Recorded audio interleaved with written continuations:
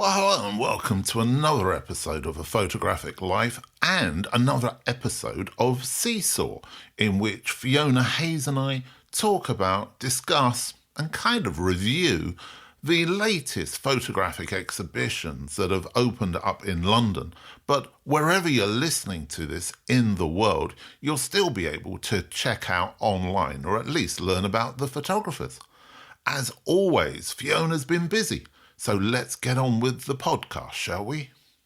Well, hi, Fee. Welcome back to A Photographic Life and Seesaw. It's been a while since we've had a chance to talk about photographic exhibitions. So I'm sure that you've been to see lots. Hi, Grant, and hi, readers, listeners, viewers, wherever you are.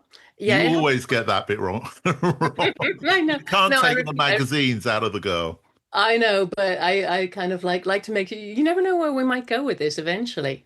Yeah, it has been a while. I have seen quite a lot, and I have seen quite a lot that I wouldn't particularly recommend. But I thought today I actually I have three and a half exhibitions I'd love to talk about today. Well, get started. Absolutely. Okay, so the first one is the big one, which is Richard Avedon facing west at Gagosian Grosvenor Hill in London. Now, it's funny, isn't it? Because we were talking about this last year, saying, isn't it about time some of those Avedon exhibitions from the States came over? And lo and behold, it did. Well, it did and it didn't. This is kind of this is not the Avedon exhibition, although it has to be said, it is a bloody brilliant Avedon exhibition. So, just to recap, I'm sure 90% of you readers know about, listeners even, know about this.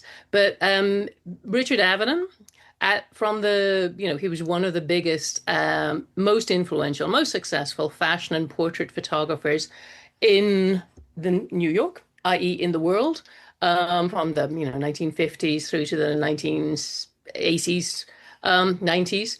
And in 1979, he was commissioned to do a series of photographs of his view of the American West. And he was commissioned by the Amon Carter Museum in Fort Worth in Texas.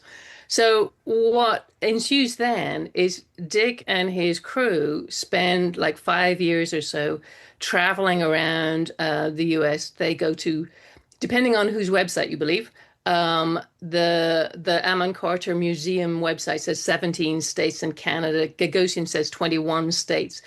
189 towns. Anyway, they do like 750 or 1,000 sittings, a lot of sittings. They cover a lot of territory and they photograph they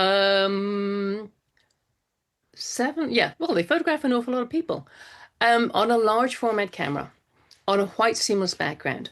And the book was published in 1975, the book being In the American West. And it was a series of, I think, 126 pictures that were taken at the time. So what that exhibition was the 40th anniversary, whatever it was last year. So there's an exhibition of the book, which Fondation Cartier-Bresson in Paris, for example, showed last year. I saw it last September. We talked about it on the podcast last year. This is not that exhibition. What this is a set of prints, 21 prints from the work, some of which have not been seen before, not exhibited since the 1980s. It's curated by Richard Avedon's granddaughter, Caroline Avedon, and it's being shown in Gagosian, as I say, Grosvenor Hill in London. And it's on until March the 14th. So you've got to run to see it, but everyone needs to run to see it. And what it is these 21 prints are huge. They're much larger than life. And they're sort of like a meter wide and more than a meter high kind of thing. And it's a selection of images of the characters that he photographed. And it's just fabulous. Ask me a question about it. Where can I start? I suppose really in the American West is the best known body of work, isn't it? Of portrait work that people have been looking at for a long, long time. Is there a sense of feeling jaded by seeing them again? That's an excellent question. I'm glad you asked that one. Because I thought before I went the first time, I thought, okay, I saw the exhibition, I saw the full book last year. I think I've seen enough of this. What more can there be? Totally wrong. It's actually a very different experience. Seeing these particular images, this particular size, in this particular space, makes a big difference. And also what it does for those who will not be able to get to see it before March the 14th is it makes you go back and revisit the work on the website and actually think about it. It still looks amazing on the website. But as I say, these are original, they're aluminium mounted. So they're huge and they sort of pulsate, they glow out of the frame. But what do The you mean? But Finn, let me just stop you for a second. Yeah. What do you mean by they're original and then they're aluminium mounted? Because surely they weren't aluminium mounted originally. I think, well, it says that these have not been seen since the original 1985 exhibition. It's interesting, isn't it? I That's mean, what it says. it draws I think it raises a question, which at the beginning there you were saying about how the facts differ from the Gagosian to the The information you Carter found. Museum, yeah, yeah. Yeah. And I do find with a lot of exhibitions that the information that we're given is either kind of a bit nebulous or incorrect. And that's a real shame because I'd like to know if they were the original, was that Avedon's intention to have them on these aluminium plates or not? And that information, as far I do, that information is not specified on the Gagosian website. And I totally agree with you. I'm blaming AI. I'm also blaming, I hate to say it, but people who are not terribly knowledgeable when they put together the information about what we're looking at. I don't know, to sort of slightly digress, but I don't know if you noticed there was a bit of a kerfuffle yesterday because British Vogue's new cover features an Indian model, and British Vogue's website claims it's the first time it's had a brown model on the Oh, on well, the that's cover. completely untrue. Yes, and the person who picked up on this was Edward Enninful, the last editor, previous editor, who posted 6 covers showing they were wrong. And he's like, but this is British Vogue's website. I do think there's a Can I lot just of it ask about. you, did he put the true first cover on there? I mean, we're going a bit of a tangent. It's from the I from the 1960s. I did not pay too much attention to which ones they were. But I have bookmarked it. You can find Yeah. it very easily. I Yeah. can't remember her name, but I'm sure there's a great film made about the model, and I think her name's something Lunya. It's Daniela Luna. Now, That's it. if we really want to go off on a tangent, Daniela Luna is black, not brown. Mm, Whole other thing. So, exactly. yes. So let's leave that there. But I totally agree with you. There's a discrepancy in the Mm. information that you're finding about these things, which is Wait, odd. but don't you think also that that's a key problem with so many exhibitions at the minute, that they're either not giving enough information because the information, the context is so important Yes. how we view the pictures. Because my instant thing is if they're going to put Avedons on aluminium, it Yeah. feels to me a little bit kind of interior designery. Um, well, it doesn't You know what look I mean? interior You could designer. I imagine know what you mean. I know it what you could mean, but be it in the doesn't look like that. foyer of a big bank. It doesn't look like that. It looks amazing. I'm just seeing Okay. if I scroll through here, does it say anything about these images? He conducted more thighs. Photograph the sitters. I don't think it actually says anything about that. But when you walk into the space, because I don't know how many people have been to the Gagosian Grosvenor Square space. It's a it's an aircraft hangar. It's massive, and it's a hard space to fill. But these images fill it, and they fill it. Um, they fill it because of the absolute intensity of the work. This I found the most, going back to your original question, like, haven't we been there, seen that, got the book several times, etc. I was astonished, frankly, at how impressive and how intense the effect is when you see these images. And a lot of it is to do with the scale, because heads are sort of like twice the size of a normal head, 3 times the size of a normal head. And so you can see every piece of every hair on the arms, every detail of the around the iris. You can look into the eyes and you can see the reflection of Avedon and the crew taking the pictures.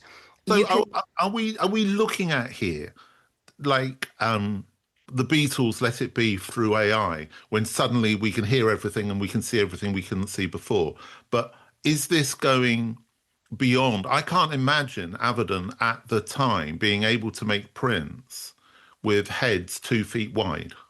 but at the time, but don't forget, Richard Avedon was one of the most um, pernickety He um, was. Well, photographers. I was lucky enough to work with him. And that was definitely the case. And that exhibition he had at the National Portrait Gallery in the 90s was just, it broke every rule about how work should be shown, Yeah. which was fantastic. So I don't know. I'm just interested in this idea of when a photographer dies and his work is shown, who is actually then controlling things which the photographer was so obsessed by, which he was. And I think that in this particular case, partly you got to remember that this is the last year was the anniversary of the publication of the book. So that's why the book I think has been reissued specially again. I mean, it's you can always get a copy of it. You can't get a first copy of it unless you have an awful lot of money. But obviously they want to look at the work in a new way. And it's not AI, obviously, it's through a real person. But what what is impressive in terms of the technical thing is the detail that Avedon did actually capture. And as we were just saying, he was very, very he was very much in control of getting his work printed. I have on my desk at the moment two books. I've got Norma Stevens, Something Personal by Avedon, and I've got Philip Gefter, What Becomes a Legend Most, biography of Richard Avedon, which are both great books. I recommend anyone. Great to dip in and out of. But they talk a lot about, how controlling he was of his work and so on. So I don't think this exhibition shows things that Avedon himself would have been surprised by. He was trying to get these things. There are details that you see that obviously he was well aware of. And in the exhibition of the full book that's touring at the moment, you can zoom. They have Polaroids. They have retouching. They have prints with retouching information on it and so on. So you know that he was. None of this was unintentional. All of it was intentional. But what this does is, so the Gagosian says, the exhibition prompts reflection on the evolving interpretation of the photograph's imagery. And I think this actually is incredibly true given where we are with America at the moment. You walk around and you think this is a statement about America as an idea which no longer exists, Well, if it ever existed. it's funny you should say that because I spoke about that very thing on the podcast a couple of weeks ago, where the idea of the allure of America has gone Yes. for people outside of America. Yes. And this, one of the things that really I kind of felt in a kind of spooky way going around was that you look at these characters and they feel like it's like looking at the ruins of a temple of Greek. Literally, you walk around and think, God, they look like goddesses and gods and titans. Titans was the word I thought more than anything. They look like, because of the size and because there's nothing there apart from them, because you can see every bit of the hair, you can see every detail. There's a real feeling that these are beyond humanity. Well, they're And kind of that, heroic, aren't they? And I think that's what Avedon brought to his work. They were yes, kind of heroic figures, whether or yes, not they were the snake guy yes. or it was Henry Kissinger. It didn't really matter. Yes, exactly. And when you're shooting heroes, if you then show the heroes twice as large as life in a space that's like a mausoleum or a giant museum rather than a gallery, you add that extra thing to it. So we've got all of that happening physically. You're seeing things in a different way. And then, you're adding what we feel and see around us, what we see every day in the bloody news and everything. So it's incredibly powerful. I was really surprised at how powerful it was. And lots of people have gone, oh, yeah, it's great. I love to see the images and things. But to me, even if you are jaded, even if you do feel like, yeah, I've seen this a lot of times, it's a new view of Richard Avedon and a new view of America. Or maybe an old view of America. Yeah, it certainly is. If people wrote songs like this anymore, like if people write, if it feels like it's kind of like a song that hasn't been written or something, it's kind of like a Bruce Springsteen song that was never written, or a piece of classical music that has never been heard. It's really powerful. I don't want to over-egg the mixture, but honestly, it's a great new way of seeing Avedon. I was very, very impressed. I've been back a few times, and anyone I know who's seen it has gone back more than once too, including at least one or two of my students. So that's at the Gagosian, Grosvenor Square, Bond Street Tube, Oxford Circus Tube, and have a walk along. No? Grosvenor Hill, Bond Street Tube, Oxford, yeah, around. So you go down Davy Street and around the corner. Beautiful Okay, space. that's one for the locals. That's one for the locals. But you can find it very easily. It's just 5 minutes walk from Bond Street Tube, particularly, and it's until the 14th of March. And you said there's a book that accompanies it. There is, well, I think they've reissued in the American West. They haven't reissued this. But I would also, and we'll put this in the show notes, the cartermuseum.org does have the full set. So on the Gagosian website, they have 5 or 6 or 7 of the images that are there. But you can see the full set on cartermuseum.org, and it's really worth having a look at that again, just to remind yourself of what they were like. It's amazing. I also recommend the book Evidence, 1944 to 1994. That was the book that accompanied the National Portrait Gallery exhibition, because that sounds like that would be worth revisiting as well. And funnily enough, that book is on my reading list for my creative direction students this year. So well, there you go, synchronicity. So what else have you been to see? All right, okay. The next one is also in a Gagosian gallery, but it's a Gagosian Davis Street. And this is, here we go. This is around, so Gagosian has 2 spaces in central London, and they're literally around the corner from each other. Nan Goldin, The Ballad of Sexual Dependency. So they really are sort of putting out the big hitters, aren't they? And it's interesting that Gagosian is seeing, because I presume they're selling exhibitions. I mean, Gagosian is a selling scenario. They're not. I don't think you can sell these, but it's definitely you can sell other stuff. I mean, it's just interesting that a gallery like that is putting so much store into photography.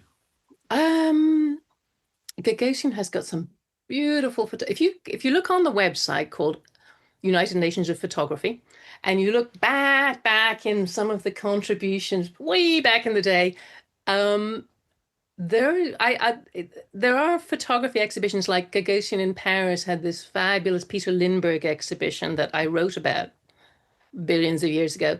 They have a lot of interesting stuff. And, these exhibitions are free. This is the crazy thing. They're free. They're beautifully presented. Anyone can go. And unlike, you can go and see Richard Avedon for free in Gagosian, and you can see it at Tate. You can see it at the Photographer's Gallery. You can see it in an institution. It's sad in many ways. It is. I think in a way they've kind of taken over the kind of shows that Hamilton's used to put on back in the 90s. Possibly. That's another topic for another time. We can save that one. I've got thoughts on that. But let's talk. So the Ballad of Sexual Dependency. Now, I know there's a bit of, some people will eye roll. Some people I have actually been going, this is great, have eye rolled at me, because lots of people know about it. But for those few who don't, Nan Goldin, another American artist, between 1970, so we're talking similar era, between 1973 and 1986, she shot pictures of her friends, her life, her milieu, her lovers, their lovers. Oddly enough, there's also 126 images in this series, in the book. The entire, and it's also the 40th anniversary of the publication of the book, The Ballad of Sexual Dependency. And this body of work, she was in downtown New York, and it was originally conceived as a slideshow with soundtrack, and it was shown in nightclubs. It wasn't supposed to be a photography book, but it ended up becoming one. And the work, the exhibition, the photographer herself are probably the anti-Richard Avedon, the anti in the American West. They are. I don't think you could get much further apart. Well, it's kind of Upper West Side against downtown East Side, isn't it? Yes, and it's clubs and scruffy apartments and drug dependency and low life in New York versus the heroism of the snowy white American West. You couldn't be further apart. But a more accurate reflection of what Manhattan in particular was like at that time. Oh, absolutely. And what I find very interesting, actually, I'll tell you what I find interesting about it at the moment, but I just want to say a bit more about the exhibition. So it's in a very small space. So this Davis Street Gallery is much, much smaller, and all the images are quite densely packed on the walls, and they're just framed in black with little simple black frames, and there's no captions. By the way, no captions anywhere in any of this stuff. You got to download the PDF to actually, go to Bloomberg to read the information about it. But you also, because it's such a small space, you kind of have to queue.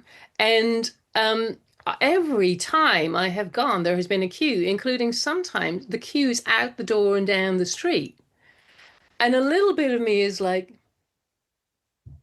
is this because the space is very small? Partly, but also because I can't believe there's that many Nan Goldin fans out there, but there's something people. I think there is. I think there is. I think that, she's a bit of a touchstone.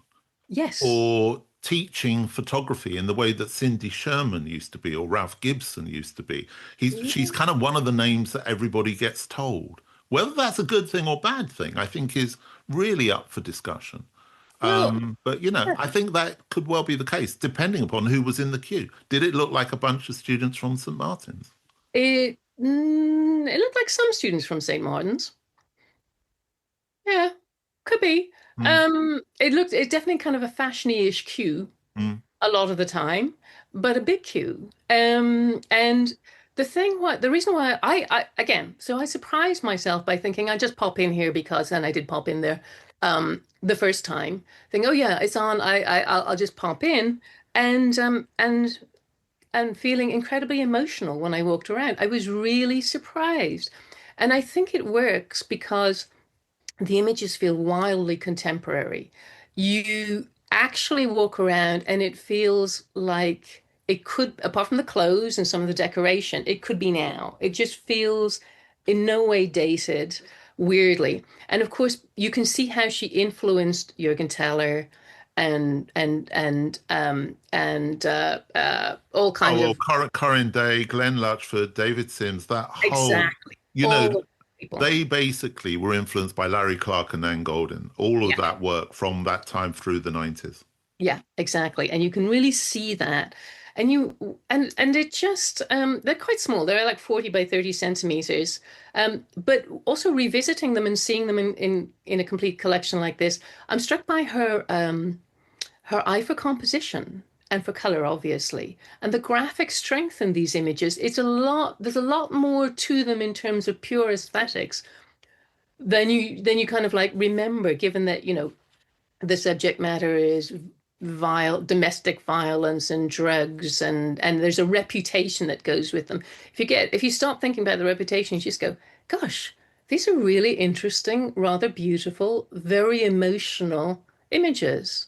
So do you think Works. so do you think over the years perhaps she's been the lifestyle has been bigger than the work? And Possibly. Also, I would have to say, I don't know if it's the exhibition. So I've seen Quite a bit of her stuff in other places over the last couple of years. So the Elton John, I was David going to Byrne, say the Elton John gave her a whole room, didn't they? exactly. They gave her a whole room. And to be perfectly honest, that didn't work in the same way for me. And I'm trying to remember why it didn't work in the same way. Actually, I have the catalog. I should double check it. But I remember walking around that and being there felt like there was a distance, and it may have been the presentation. Well, it was very white and clinical.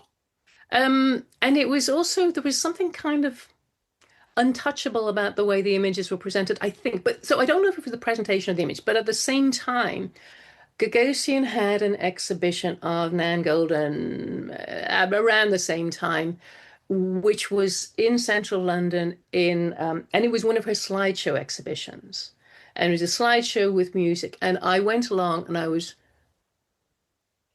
massively underwhelmed. The day And of the slideshow has gone. and just to kind of check, I also brought her the book. I haven't got any more space on my desk for more books, but you know the feeling. I do. But I do. but one of the books I have up there is her 10 Years Later, which is a little paperback of her photography book. And I thought, yeah, this is nice. This is nice, but it doesn't have the heft and it doesn't move me in the same way. So it may be that the Ballad of Sexual Dependency was just a particularly successful project. I don't know. Or maybe it's just this particular presentation is particularly successful and you see the best bits of it.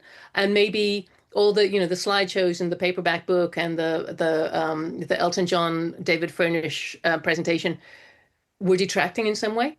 It's very, very hard to tell, but it's this particular exhibition I really, really do recommend. And So go along and see it, but be yeah, prepared to queue. And presumably, I mean, one of the things you're always complaining about is being rushed in front of a picture or people standing in front of it. So when you got in the space, was that well, okay? Once. it's okay. It's actually okay. So one nice thing about kind of the crowd is that the crowd are a lot more polite than the crowd who go to. That was the Lee No, Miller. So they're a polite crowd. The Nan Goldin crowd is a more polite crowd than the Lee Miller crowd.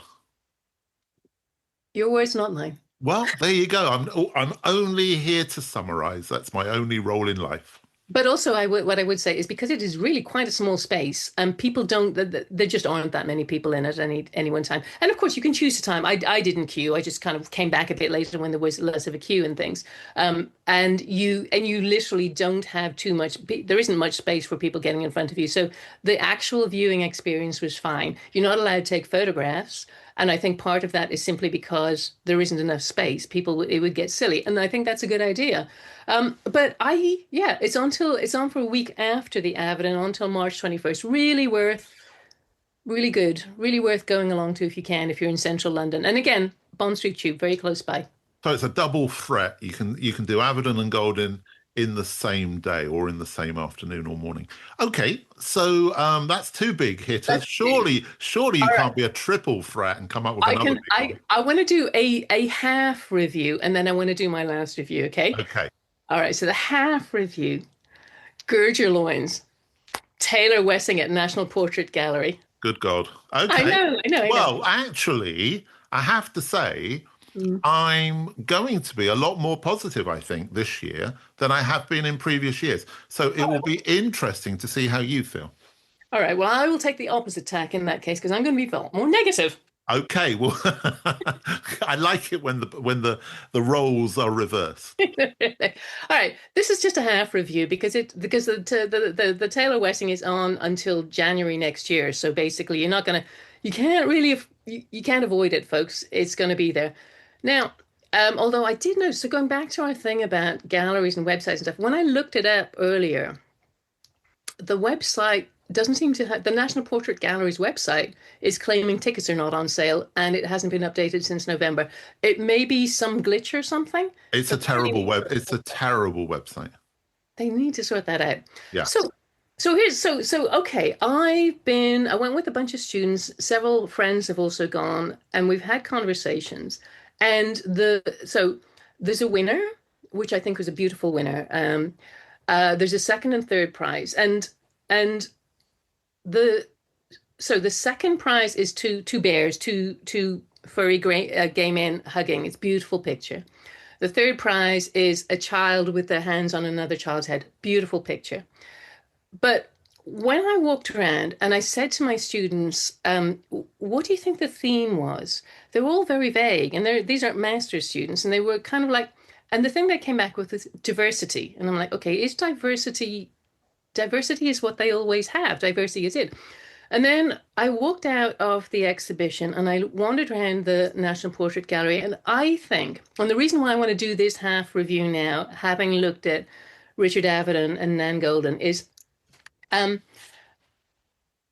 I don't think the National Portrait Gallery Taylor Wessing Photography Portrait Prize is about portraiture.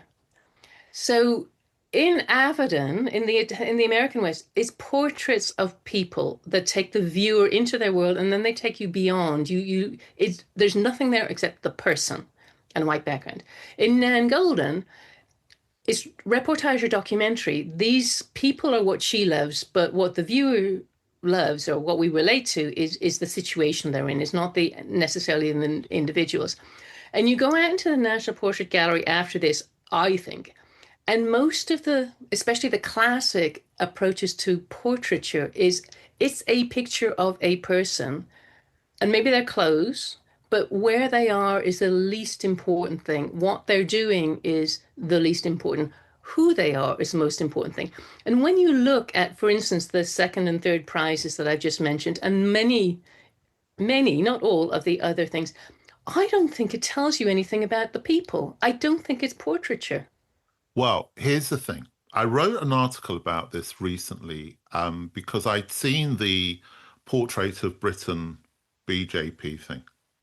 And Yeah. I looked at all the portraits and I was just depressed that the idea of portraiture seemed to me to have been lost. I'm fed up with people standing with their arms by their sides, staring at me, or looking off camera sort of three quarters. And it just seemed to be incredibly repetitious. And I didn't see any connection, as you're saying, between the photographer and the person. Then I looked at the Taylor Wessing and I thought, well, I can be slightly more positive about the Taylor Wessing because there seem to be more different approaches to what a portrait could be. And there seemed to be more of a sense that a portrait could be joyous, it could be about connections, it could be about lots of different things. Whereas the BJP stuff, to me, was just a bunch of people looking miserable. Then I started to think about, okay, why? Is this because portrait photographers have lost the art of communication with the people they're photographing? Or is this being a recreation of portrait? So I got a bit kind of like you. I thought the Taylor Wessing was better than the BJP, but I feel the same as you, that they're becoming exercises in composition, exercises in color or grading or all of these other things, but we weren't ever getting a sense of the person. Is that what you're saying? I think it's an exercise in storytelling. And because storytelling is such a massive buzzword, storytelling is at the heart of humanity, let alone image making and photography. But at the same time, it's a very trendy buzzword at the moment. And if you look at who the judges this year on Taylor Wessing, Yeah. so we have Sunil Gupta, who is a documentary Yeah, he's been on the photographer. podcast. We have Katie Hessel, who's a historian. We have Tim Walker, who does make portraits, but he's a storyteller. He makes fantasy. It's all about narrative with him. Yeah. So, and I don't think it's necessarily entirely down to them. I think that the Taylor Wessing's been going this way for a while, but I think they are trying to tell a story about they're trying to tell a story not about individuals, but about society and community and diversity and all that, and that's fine. But I just felt it doesn't. If you're doing that, maybe you should be more that. I don't know. I think it's a question of TTH trying too hard. Yeah. I think it Rather, might be TNHE.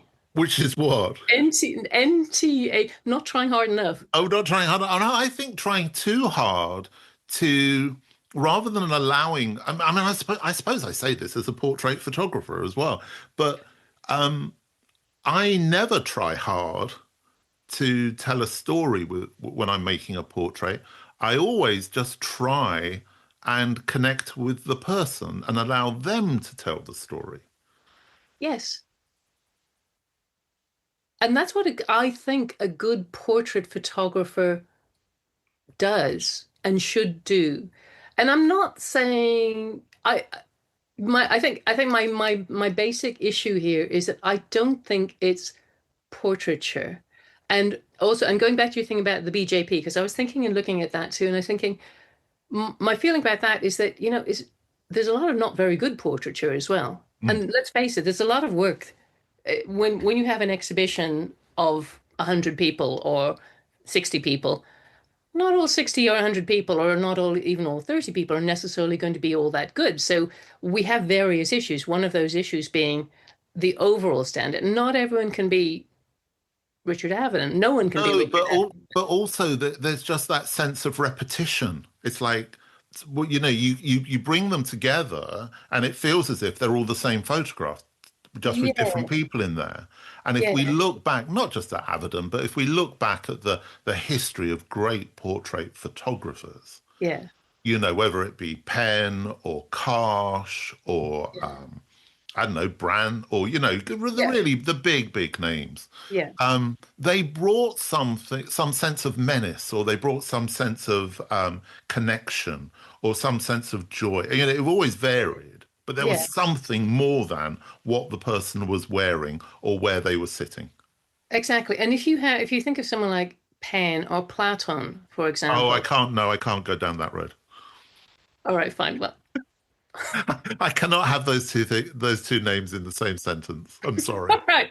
But you Okay. do know that Well, Platon was, we were at college together. He was the year below me. oh, okay, fine.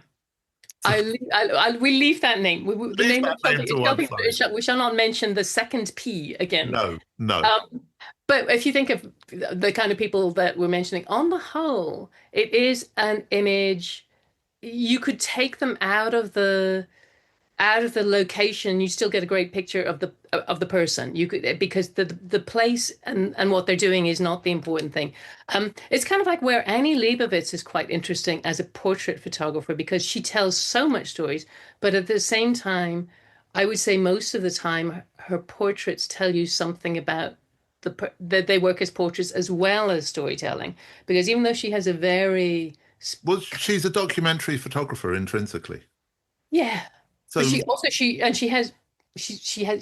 has the choice of good people, interesting people as well. I mean, hmm. there's different things. So But that's opened up a whole can of worms. So I'm really looking forward to listeners getting in touch with that, because I'm sure we've hit some nerves, or or some of you are going to be agreeing with either Fiona or myself. But I look forward to part two of that review. So what else have you been to see? What's all the other right. half thing you wanted to The talk? other art thing I want to talk to you about um is okay, bad Italian pronunciation, Luigi Ghirri, Ah, yeah. Felicità, which is on at Thomas Dane Gallery in Duke Street, St. James's. Um, and many, many, many interesting things about this. Do you, d so Luigi Ghirri, for those who don't know, which included me a couple of weeks Okay. ago. No, I was very aware of the work. Okay, well, why don't you talk about the work for a minute while I just find another reference I want to share here. Well, I think one of the interesting things about the work is that you're talking about it being put in a gallery there, which is just around the corner from Christie's, Yeah, which is very much a part of London where people go to buy expensive things to put in houses. yeah. And it's interesting that his work is being perceived now as being within that kind of environment. Well, possibly. Oh, by the way, remind me, there's one other thing. In fact, let's just divert back to Taylor Wessing for a moment. One thing about Taylor Wessing that your readers, listeners, whatever, might be interested in, Taylor Wessing Irish Photo Prize launches this year. Okay. So we might come back to that. Luigi, Ghirri, Thomas N. Gallery. Yeah, and it's literally, so it's in two spots. The gallery is in two places, and you actually have to do a bit of a hunt around to find at least one of them.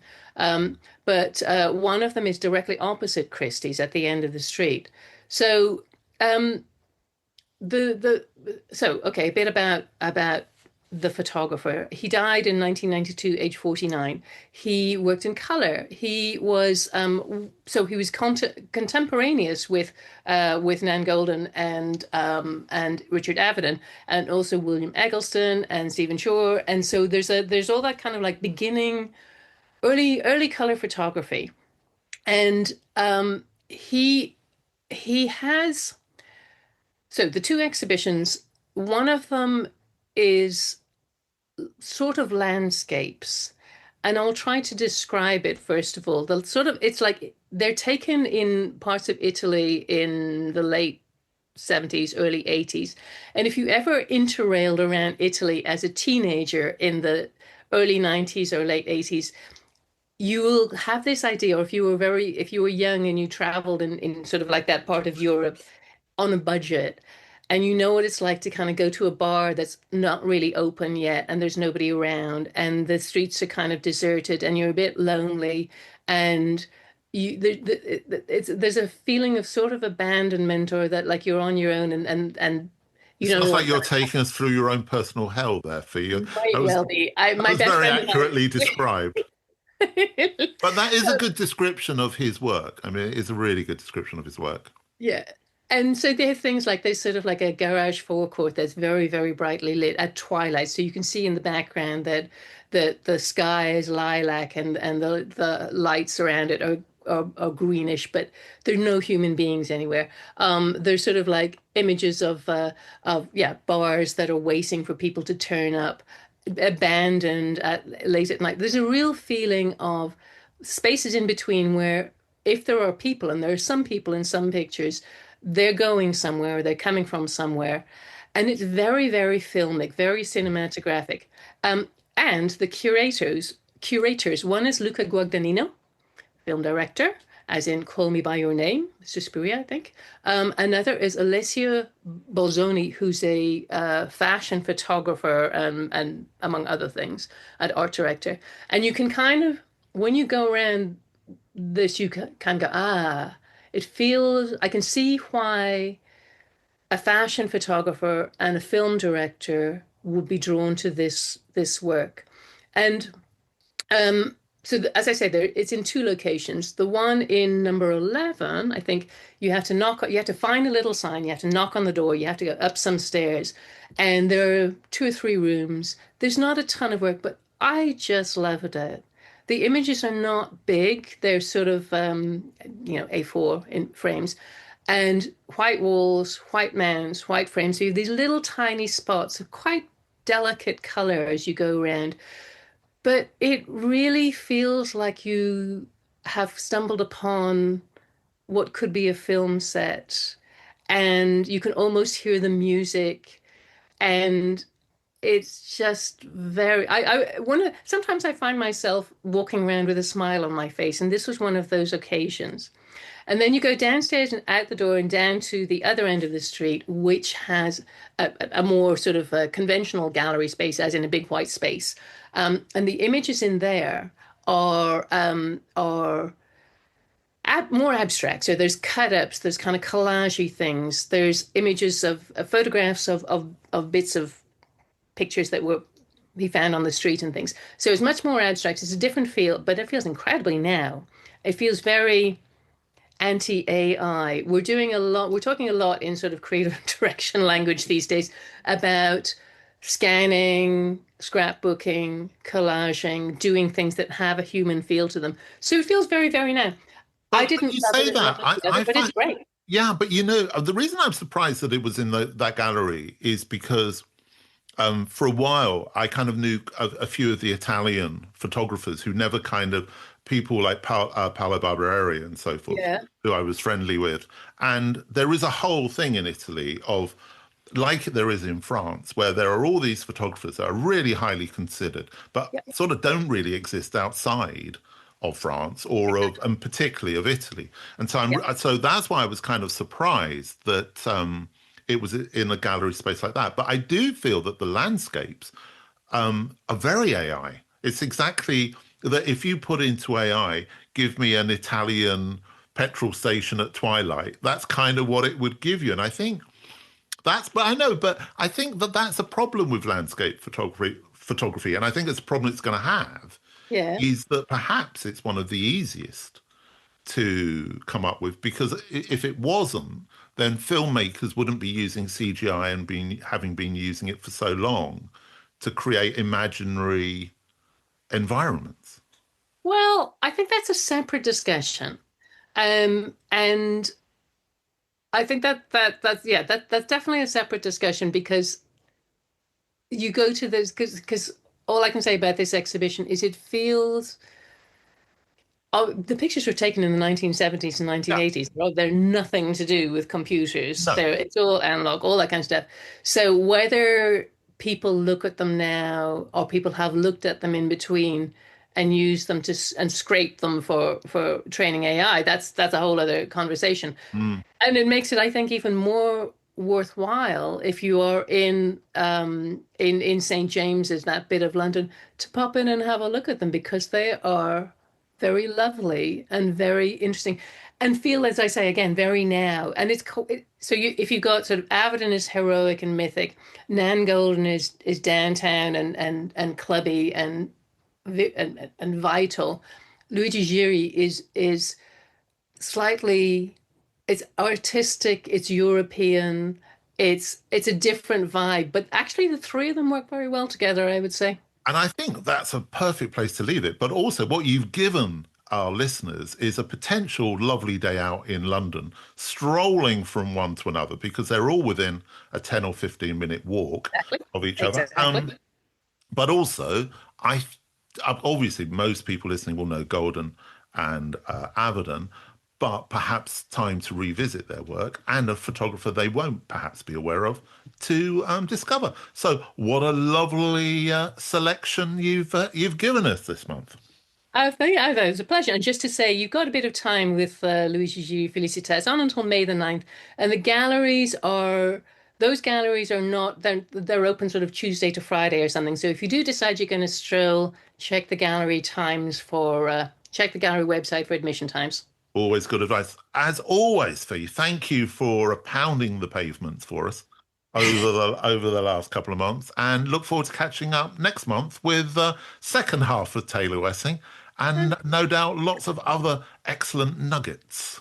Fabulous. Thank you very, very much, Grant. Always a pleasure.